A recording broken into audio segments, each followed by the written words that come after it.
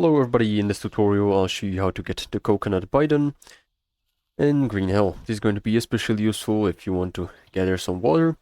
And to begin, first of all, we'll need to find some trees that have some lianas on it. Just like this one, a tall tree, and pick out the lianas from it, and this is going to give you some rope.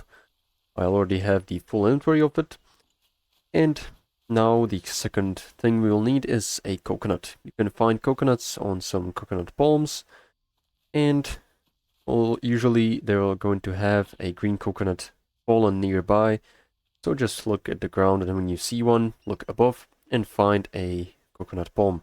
Then just chop it down and the coconuts are going to fall to the ground. Now once you've done that, place the green coconut on the ground and chop it down with an axe. And this is going to give you a normal coconut filled with water.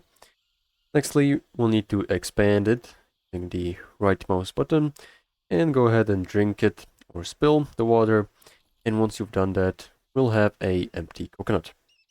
Nextly, open the crafting tab, place the coconut on the stone alongside with one rope, and this is going to craft us the Coconut Bidon.